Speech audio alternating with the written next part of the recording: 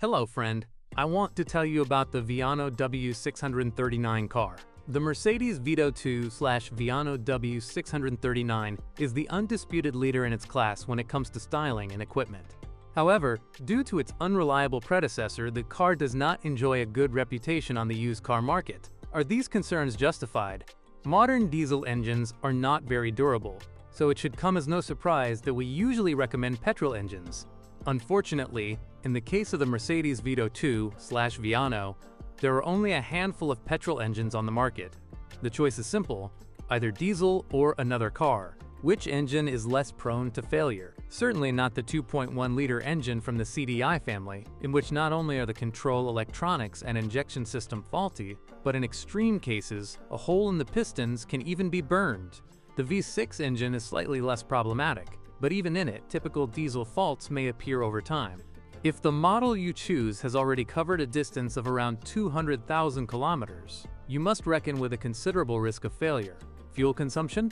An inline-4 in the urban jungle uses from 11 to 12 L/100 kilometers, while a V6 engine in the same conditions uses even over 13 L/100 kilometers. However, much depends on driving style. The Mercedes Vito II/Viano, like most of the brand's typical passenger models, is available in versions with rear-wheel drive or with the 4x4 4MATIC system. Unfortunately, four-wheel drive can only be combined with selected diesel versions and does not include any of the petrol engines. There is a choice of a 5-speed automatic and a 6-speed manual gearbox. Both the front and rear have fully independent suspension systems. Safety? In the crash test conducted by the Euro NCAP Institute in 2008, the passenger version of the Viano achieved a rather average result of 4 stars. You expect more from a car with a star in its logo. The biggest drawback of the Mercedes Vito II/Viano, like many other models of the brand from this period, is poor protection against corrosion. Rust appears most quickly on the rear boot lid. There are also isolated cases of permanent damage to the gearbox. There are problems with the gearbox software, disturbing sounds and audible vibrations during gear changes. Mercedes Vito II/Viano users complain about problems with the ignition, which makes it difficult to start the car. A jammed central lock, failing electric windows, or a faulty electric door mechanism are other defects that may unpleasantly surprise many users of this model. The front suspension components and air suspension elements in the more expensive versions are also not very durable. Sometimes the drive shaft support bearings fail.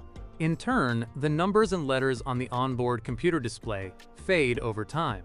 An authorized service center offers to replace it with a new one, but it is much cheaper to regenerate it. There are workshops in Europe that repair the display for a fraction of the price of a new one from an authorized service center and even provide a guarantee for such a service. The first generation of the Mercedes Vito never enjoyed a particularly good reputation. The German van's biggest problem was corrosion, which mercilessly attacked almost all body elements and not only. In the case of the Vito II Viano W639, it is slightly better. Rust attacks with much less force, but let's not forget that the design is younger. The quality of materials has also been improved compared to its predecessor. The interior is still dominated by hard plastics, but there are no complaints about their fit. Nothing creaks, squeaks, or rattles anymore. One can complain about the suspension being too stiff, the interior being poorly soundproofed at higher speeds, and the high cost of servicing. However, the Mercedes Vito II/Viano does not lack advantages. A wide range of engines with powerful diesels, rich equipment, mainly in the Viano version, attractive appearance, good driving characteristics, and a huge interior are the undeniable advantages of the German design. Thanks for listening to me. Don't forget to subscribe to the channel and rate my video. If you know of any problems with this car that I haven't mentioned, be sure to write about them in the comments.